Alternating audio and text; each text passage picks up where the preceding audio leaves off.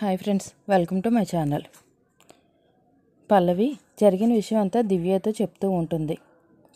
అలా నేను ఎంత చెప్పినా సరే వాడు నా మాట ఏదీ వినలేదు.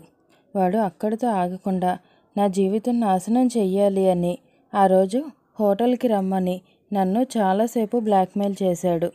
ఆ ఫైల్ని నా భర్తకి చూపిస్తానని నన్ను బ్లాక్మెయిల్ చేసి అక్కడికి వెళ్ళేలా చేశాడు. అలా వాడు నన్ను భయపెడుతూనే వచ్చాడు.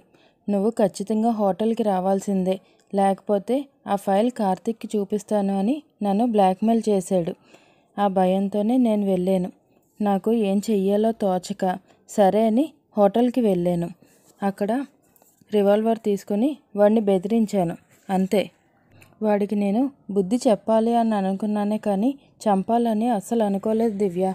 ఇది నిజం దివ్య, ఇదే నిజం, నన్ను నమ్ము దివ్య ప్లీజ్ అంటూ బ్రతిమలాడుతూ ఉంటుంది పల్లవి. నేను నిన్ను నమ్మాను కాబట్టే ఇంత దూరం వచ్చాను. అసలు నువ్వు చెప్పిన దాన్ని బట్టి చూస్తుంటే నువ్వు అక్కడి నుంచి వెళ్ళిపోయిన తర్వాత వేరే ఎవరో వచ్చి ఆ మర్డర్ చేసినట్టున్నారు. సీసీటీవీ ఫుటేజ్ వల్ల అందరూ నువ్వే హత్య చేసావు అని నమ్ముతారనేదే వాళ్ళ ప్లాన్, అంతే. అలాగే చేశారు. సరే అయితే నీకు ఎవరి మీదైనా డౌట్ ఉందా? ఐ మీన్ అక్కడ ఎవరైనా అనుమానాస్పదంగా తిరిగారా అని అడుగుతుంది దివ్య. రాధిక ఆలోచిస్తూ ఉంటుంది. గుర్తు తెచ్చుకో, అక్కడ ఎవరైనా అనుమానాస్పదంగా ఎవరినైనా నువ్వు చూసావా? బాగా గుర్తు తెచ్చుకో, ఆలోచించు అంటుంది దివ్య. రాధిక చాలా టెన్షన్ పడుతూ ఆలోచిస్తూ ఉంటుంది. లేదు దివ్య, నేనే ఏదో ఆ రోజు టెన్షన్లో ఉన్నాను కదా. అసలు ఆ రోజు అది ఎలా జరిగిందో ఏం జరిగిందో నాకేమీ గుర్తు రావట్లేదు అంటుంది రాధిక. కరెక్ట్గా ఆలోచించి చెప్పు అంటుంది దివ్య. లేదు దివ్య, నాకు తెలిసిందంతా చెప్పాను అంతే అంటుంది రాధిక. సరే పల్లవి, నువ్వేం కంగారు పడకు, నేనున్నాను కదా. ఈ కేసుని నేను పూర్తిగా స్టడీ చేసి మళ్ళీ వచ్చి కలుస్తాను, సరేనా అంటుంది దివ్య. సరే అయితే అంటుంది రాధిక. దివ్య అక్కడి నుంచి వెళ్ళిపోతుంది. రాధిక చాలా బాధపడుతూ ఆలోచిస్తూ ఉంటుంది. సకల హాల్లో నిలబడి ధర్మావతి తిట్టిన విషయం, ధర్మావతి తన్ని కొట్టిన విషయం గుర్తు చేసుకొని చాలా కోపంగా ఆలోచిస్తూ ధర్మావతి అన్న మాటలన్నీ గుర్తు చేసుకుని చాలా టెన్షన్ పడుతూ ఉంటుంది. ఇంతలో వంకిత అక్కడికి వస్తుంది. చాలా టెన్షన్ పడుతూ సకల వైపు చూస్తూ ఉంటుంది. సకల, ఇక్కడ ఒంటరిగా ఏం చేస్తున్నావు అంటుంది వంకిత. తొక్కుడు బిళ్ళ ఆడుకుంటున్నాను, నువ్వు కూడా వచ్చి జాయిన్ అవుతావా అంటుంది సకల. తొక్కుడు బిళ్ళ, ఆ ఆట అంటే నాకు చాలా ఇష్టం అంటుంది వంకిత. ఆపత్తా, నా బాధ నాదైతే మధ్యలో నీ గోలేంటి అంటుంది సకల. ఏంటి బాధ, దేనికి అంటుంది వంకిత. మా అమ్మ తిట్టింది కదా అంటుంది సకల. సకల, మా వదిన తిట్టినందుకు నువ్వు ఫీల్ అవుతున్నావా? ఫస్ట్ టైం తెలుసా ఒకళ్ళు తిట్టారని నువ్వు ఫీల్ అవ్వడం అంటుంది వంకిత. నేను ఫీల్ అయ్యేది నన్ను తిట్టినందుకు కాదత్తా, ఆ స్వీటీని వెనకేసుకొచ్చినందుకు అంటుంది సకల. అమ్మయ్య, ఎక్కడ నువ్వు మనసు మార్చుకుని మారిపోయావో అని చాలా భయపడ్డాను అంటుంది వంకిత. నేను శకుని లాంటిదాన్ని అత్త. ఏ క్లైమేట్ అయినా ఎలాంటి పని అయినా సరే నన్ను దాటుకుని వెళ్ళాల్సిందే కానీ నన్ను మార్చుకుని వెళ్ళలేవు. మనం ప్రయత్నం చేయకుండానే ఆ పల్లవి పీడ విరగడైంది. ఈ బుడ్డదాన్ని పంపించడం ఎంతసేపులే అని అనుకుంటే మా అమ్మే దాన్ని లక్ష్మణ్ రేఖలా కాపాడుతూ వస్తుంది అంటుంది సకల. కాపాడడం ఏంటి, ఆ స్వీటీ కోసం నిన్నే ఇంట్లోంచి గెంటేసేలా ఉంది అంటుంది వంకిత. ఆ భయం నాకు కూడా ఉందత్త, అందుకే ఏదో ఒకటి చేసి మన చేతికి మట్టి అంటకుండా దాన్ని బయటికి గెంటేయాలి అంటుంది సకల. సకల, నాకు ఒక ఐడియా వచ్చింది అంటుంది వంకిత. ఏంటది అని అడుగుతుంది సకల. అదే, ఈ పల్లవి మర్డర్ కేసులో ఇరుక్కుంది కదా, అలాగే మనమే ఎవరో ఒకరిని హత్య చేసి దాన్ని ఆ స్వీటీ మీదకి నెట్టేస్తే అంటుంది వంకిత. సకల చాలా కోపంగా చూస్తూ ఉంటుంది. ఏంటి నచ్చలేదా అని అడుగుతుంది వంకిత. నాకు ఒక హెల్ప్ చేస్తావా అత్త అని అడుగుతుంది సకల. చెప్పు సకల, నీకోసం నా ప్రాణమైనా సరే ఇచ్చేస్తాను అంటుంది వంకిత. అవసరం లేదు, నువ్వు మాత్రం నీ బ్రెయిన్ వాడకు, నీ ఐడియాలకి నా బ్రెయిన్ పాడైపోయేలా ఉంది అంటూ చాలా కోపంగా అరుస్తుంది సకల. వంకిత చాలా టెన్షన్ పడుతూ చూస్తూ ఉంటుంది. కార్తీక్ పల్లవి గురించి ఆలోచిస్తూ చాలా బాధపడుతూ అటు ఇటు తిరుగుతూ ఉంటాడు. పల్లవి తనకి చెప్పిన మాటలు, తను ఏమేం చేసిందో అవన్నీ గుర్తు చేసుకుని కార్తీక్ చాలా టెన్షన్ పడుతూ ఆలోచిస్తూ అటు ఇటు తిరుగుతూ ఉంటాడు. ఇంతలో సత్యమూర్తి కార్తీక్ దగ్గరికి వస్తాడు. కార్తీక్ అని పిలుస్తాడు సత్యమూర్తి. ఏంటి నాన్న అంటాడు కార్తీక్. ఏం ఆలోచిస్తున్నావురా అని అడుగుతాడు సత్యమూర్తి. ఏం లేదు నాన్న అంటాడు కార్తీక్. నోరు అబద్ధం చెప్పినా నీ కళ్ళు మాత్రం నిజమే చెప్తున్నాయిరా అంటాడు సత్యమూర్తి. కార్తీక్ చాలా బాధపడుతూ చూస్తూ ఉంటాడు. నువ్వు పల్లవి గురించి ఆలోచిస్తున్నావని నాకు అర్థమవుతుంది కార్తీక్ అంటాడు సత్యమూర్తి. అవును నాన్న, పల్లవి గురించి ఆలోచిస్తున్నాను. పల్లవిలాగా వచ్చిన మనిషి పల్లవి అవునా కాదా అనే విషయం పక్కన పెడితే, ఒకవేళ పల్లవి తిరిగి వచ్చినా సరే మన కుటుంబం గురించి ఇంతలాగా ఆలోచించదు, ఇంతలాగా చూసుకోదు. బాగోగులన్నీ చూసుకున్నది. తన ప్రాణాలు తెగించి మరీ నన్ను కాపాడింది. యాగం మధ్యలోనే ఆగిపోతే ఇంటికి అరిష్టం అని చెప్పి తన ఒంట్లో విషం ప్రవహిస్తున్నా సరే, క్షణక్షణం తన దేహాన్ని దహిస్తున్నా సరే విషాన్ని కూడా లెక్క చేయకుండా మన కోసం నిలబడింది, పూజని పూర్తి చేసింది అంటూ గతంలో పల్లవి చేసిన విషయాలన్నీ గుర్తు చేసుకొని సత్యమూర్తితో చెప్తూ కార్తీక్ చాలా బాధపడుతూ ఉంటాడు. సత్యమూర్తి కూడా చాలా బాధపడుతూ ఆలోచిస్తూ ఉంటాడు. ఇలా చెప్పుకుంటూ పోతే తను చేసిన త్యాగాలకి ఏమిచ్చినా సరే రుణం తీర్చుకోలేము. అలాంటి మనిషి ఒక మనిషిని హత్య చేసింది అంటే ఇప్పటికీ నాకు నమ్మబుద్ధి కావట్లేదు నాన్న అంటాడు కార్తీక్. కార్తీక్, మనసు, మెదడు ఇవి రెండు కూడా మన శరీరంలోనే ఉంటున్న బద్ధ శత్రువులరా. ఒకటి రైట్ అయితే ఇంకొకటి రాంగ్ అవుతుంది. పల్లవి దోషి అని నీ మెదడు చెప్తుంది, కాదు నిర్దోషి అని నీ మనసు చెప్తుంది. ఆ రెండిటికి ఏది న్యాయమో తట్టుకోలేక నువ్వు సతమతం అవుతున్నావు. ఆ విషయం నాకు అర్థమవుతుంది.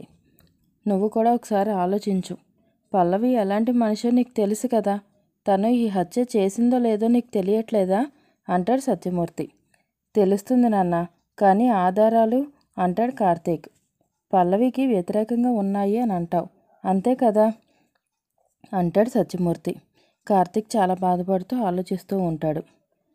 ఎండలో మనం ప్రయాణం చేస్తూ ఉంటే ఎదురుగా నీళ్ళు ఉన్నట్టే కనిపిస్తాయి, కానీ ఎంత దూరం వెళ్ళినా సరే ఆ నీటి జాడ పట్టుకోలేం. ఎందుకంటే అవి ఎండమావులు, ఉన్నట్టే ఉంటాయి కానీ ఎప్పటికీ మన చేతికి చెక్కవు. పల్లవి గురించి ఉన్న ఆధారాలు కూడా ఎండమావులే అని నాకు అనిపిస్తుంది. వాటి గురించి ఆలోచించి నువ్వు పల్లవిని అపార్థం చేసుకుంటున్నావేమో అని అనిపిస్తుంది. మైండ్తో కాదు కార్తీక్, ఒక్కసారి మనసు పెట్టి ఆలోచించు అంటాడు సత్యమూర్తి. ఇంతలో వంకిత, సకల ఇద్దరు అక్కడికి వస్తారు. ఎలా ఆలోచించాలో నా తమ్ముడికి బాగా తెలుసు నాన్న. అయినా నీ సమస్య ఏంటి నాన్న? ఒక క్రిమినల్ని వెనకేసుకొస్తున్నావు, అసలు నీకు ఏమీ అనిపించట్లేదా? ఏంటి నాన్న ఇదంతా అంటుంది సకల. పల్లవియే దోషి అని ఇంకా కోర్టు తీర్పు ఇవ్వలేదు అంటాడు సత్యమూర్తి. ఇస్తుంది, త్వరలోనే ఆ విషయం కూడా తెలుస్తుంది, అన్నీ బయటపడతాయి. అప్పటిదాకా నువ్వు కార్తీక్ మైండ్ని మ్యానిపులేట్ చేయకుండా ఉంటే చాలు అంటుంది సకల. నేనేమి మ్యానిపులేట్ చేయట్లేదు, మనసు పెట్టి ఆలోచించమని చెప్తున్నాను అంతే అంటాడు సత్యమూర్తి. అదే, ఆ మనసే మానుకుంటే మంచిది, అదే నేను చెప్తున్నాను. ఆ పల్లవి ఈ హత్య చేసింది అని అన్ని ఆధారాలు చెప్తుంటే మనసు పెట్టి ఆలోచించు, మంచి వాస్తులో ఉండి ఆలోచించు అంటావేంటున్నానా నువ్వు? అసలు ఏంటి ఇదంతా అంటుంది సకల. సత్యమూర్తి చాలా కోపంగా చూస్తూ ఉంటాడు. ఇంతకాలానికి ఈ ఇంటికి పట్టిన దరిద్రం వదిలిపోయింది, అందుకు సంతోషించండి అంటుంది సకల. నలుగురు ఆనందంగా ఉంటే చూసి ఆనందించలేని మీరు పల్లవి గొప్పతనం మీకేమర్థమవుతుంది అంటాడు సత్యమూర్తి. మాకు అర్థం అవ్వకపోయినా పర్వాలేదు, మీకు అర్థమైంది కదా. వెళ్ళి తనకి సానుకూలంగా సాక్ష్యం చెప్పండి. మరి వెళ్ళండి, వెళ్ళి కోర్టుకి వెళ్ళి సాక్ష్యం చెప్పిరండి నాన్న. చెప్పలేవు కదా, అయితే సైలెంట్గా ఉండు నాన్న. ఈ కేసుని ఎలా డీల్ చేయాలో నా తమ్ముడికి బాగా తెలుసు, అదంతా వాడే చూసుకుంటాడు అంటుంది సకల. నీకు చెప్పాలి అని చూశాను చూడు, నాది బుద్ధి తక్కువ అని చెప్పి సత్యమూర్తి అక్కడి నుంచి వెళ్ళిపోతాడు.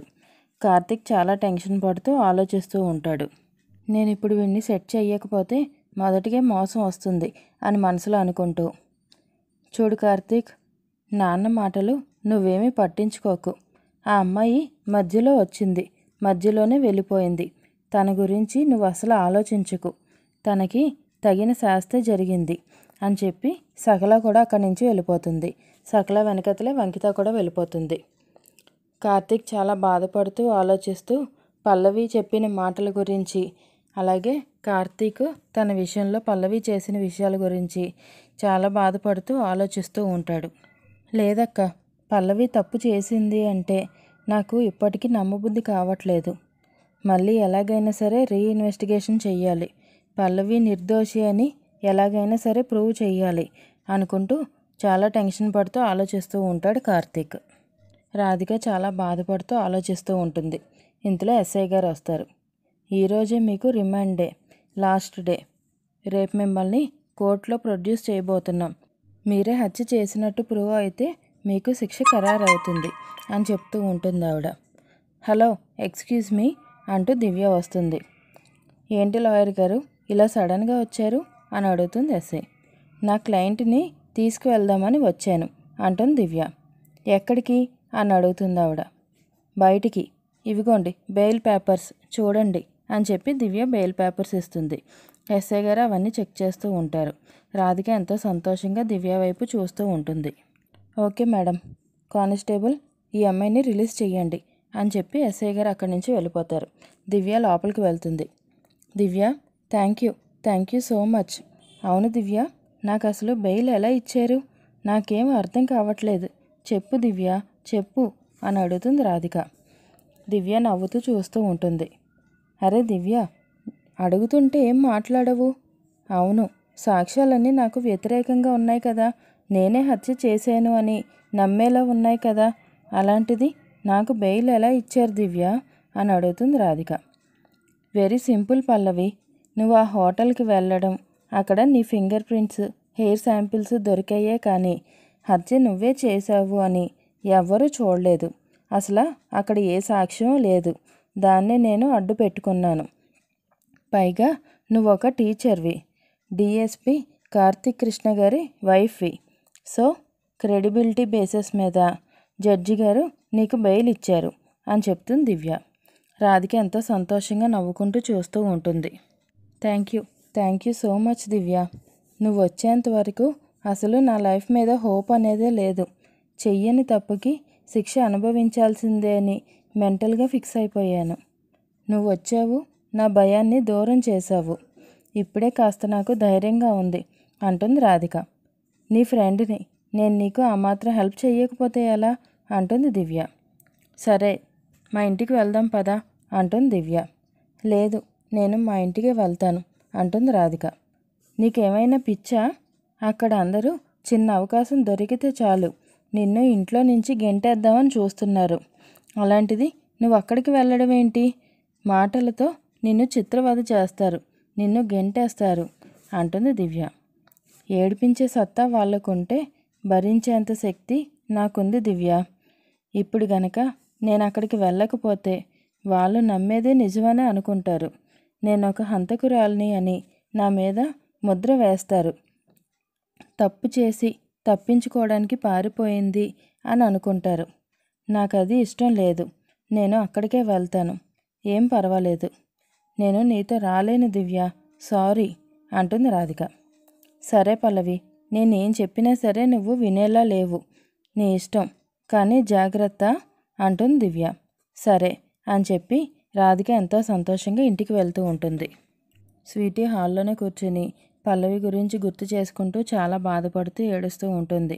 పల్లవిని పోలీసులు తీసుకెళ్లిన విషయం, అలాగే కార్తీక్తో మాట్లాడితే కార్తీక్ చెప్పిన విషయాలు అన్నీ గుర్తు చేసుకుని స్వీటీ చాలా బాధపడుతూ ఆలోచిస్తూ ఉంటుంది. ఇంతలో ధర్మవతి అక్కడికి వస్తుంది.